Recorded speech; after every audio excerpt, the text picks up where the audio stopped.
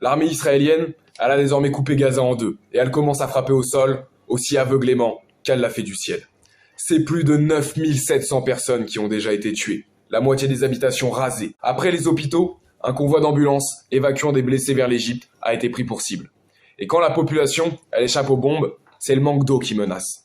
7 rapporteurs spéciaux des Nations Unies s'inquiètent désormais d'un risque de génocide. Et comble du cynisme, sur les 18 500 travailleurs gazaouis employés en Israël, 4 000 s'y sont retrouvés piégés après le 7 octobre. Ils ont été retenus prisonniers, passés à tabac et humiliés, avant d'être tout simplement renvoyés sous les bombes. En Cisjordanie, les colons israéliens, armés par l'État, protégés par l'armée, ils ont accéléré les exactions pour chasser les populations palestiniennes, détruisant les habitations, tuant et torturant tous ceux qui résistent. Ce carnage, il se fait avec la bénédiction des grandes puissances, États-Unis et France en tête, pour qui l'État d'Israël est un gardien de l'ordre au Proche-Orient. Macron et Biden, ils ont aussi du sang sur les mains.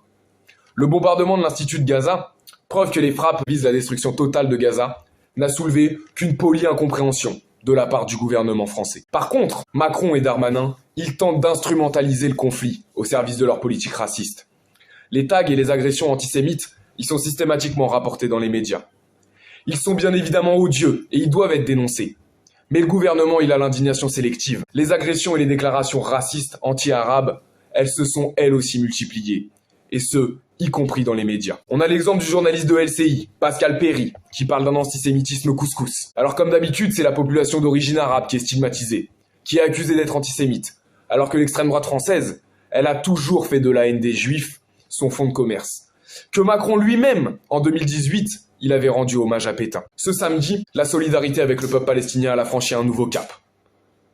En France, plusieurs dizaines de milliers de manifestants à Paris et dans une quarantaine de villes. Après 3 semaines de mobilisation, malgré les interdictions et malgré l'amalgame que cherche à imposer le gouvernement entre solidarité avec le peuple palestinien et apologie du terrorisme ou antisémitisme. Les manifestations, elles se sont multipliées à Londres, à New York, en Nouvelle-Zélande, en Turquie ou encore en Indonésie, exprimant une indignation et une rage face à ce massacre. Aux États-Unis, la contestation elle est particulièrement massive contre le soutien de Biden à Netanyahou. À Auckland, c'est 200 manifestants qui ont bloqué un navire destiné à livrer des armes en Israël. Le peuple de Palestine, opprimé depuis 75 ans, enfermé dans des ghettos de misère, bombardé, il a besoin d'une solidarité internationale qui fasse pression sur Netanyahou, qui fasse pression sur nos propres gouvernements qui le soutiennent. Le combat du peuple palestinien pour son émancipation et sa liberté, il est indissociable de la lutte contre toutes les oppressions, les rapports de domination, les rapports d'exploitation qu'il faudra renverser là-bas comme partout. Alors travailleuses, travailleurs, jeunes, il faut construire le mouvement qui permettra de faire reculer Netanyahou